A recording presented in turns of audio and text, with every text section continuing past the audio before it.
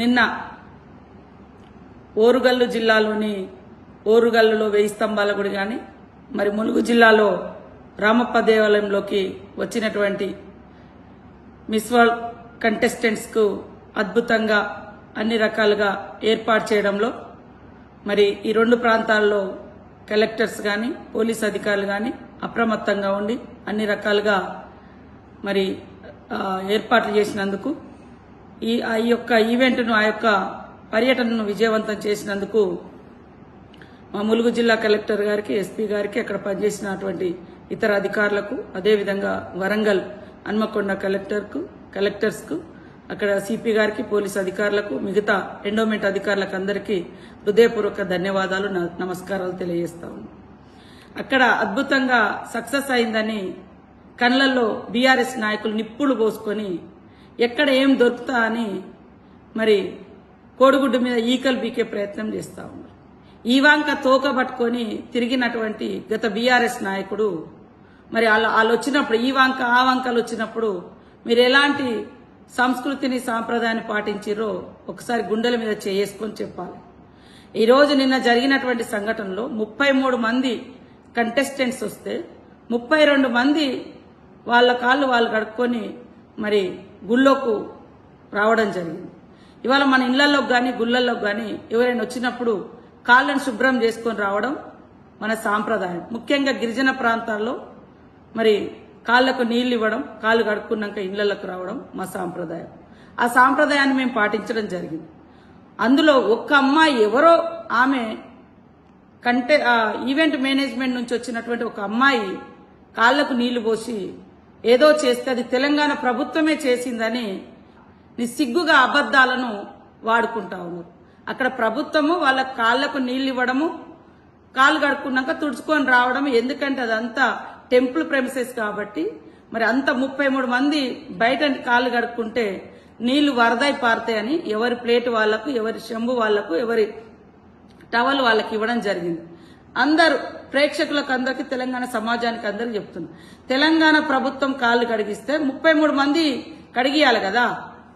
ఒక్క అమ్మాయి ఏదో ఈవెంట్ మేనేజ్మెంట్ నుంచి వచ్చిన అమ్మాయి ఆమె స్వతహాగా ఆ చెంబుతో నీళ్లు పోయడమో ఇంకోటి ఏదో చేస్తే అది ప్రభుత్వం మీద అంటగట్టడం సిగ్గనిపించట్లే మీకు?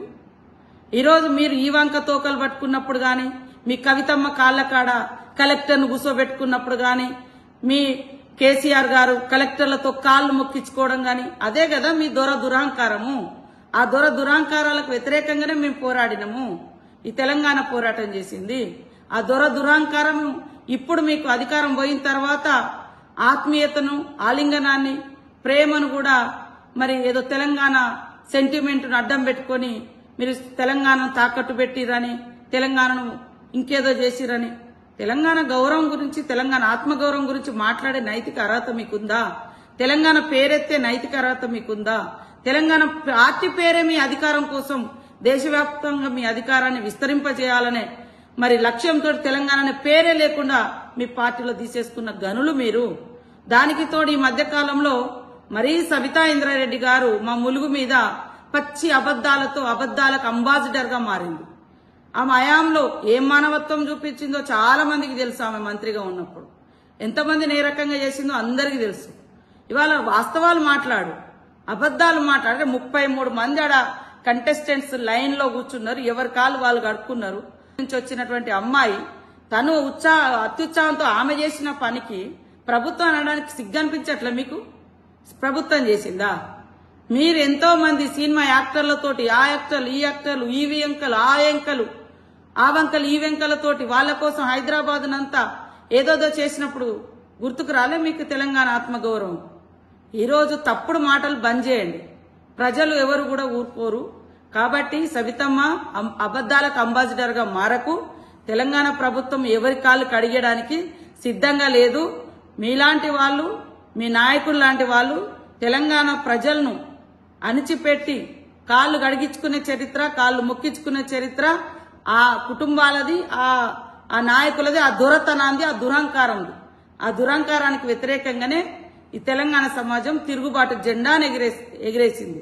కాబట్టి ఇక్కడ నిన్న జరిగిన దాంట్లో కేవలం మేము తెలంగాణ సంస్కృతి, గిరిజన సంస్కృతి, సాంప్రదాయాలు బద్దంగానే మేము అక్కడ చేసినాం.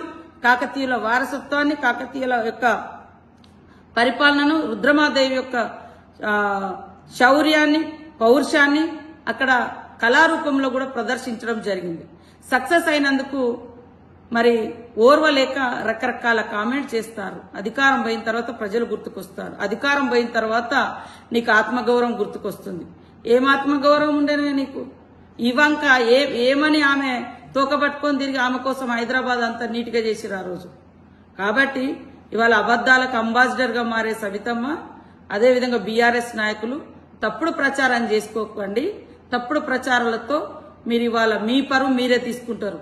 32 మళ్ళీ చెప్తున్నా, 33 మందిలో ఒక అమ్మాయి, ఆమె కూడా ఆ ఈవెంట్ మేనేజ్మెంట్ నుంచి వచ్చినటువంటి అమ్మాయి, ఆమె అత్యుత్సాహంగా చేసింది తప్ప ప్రభుత్వం ఎక్కడా చేయలేదు.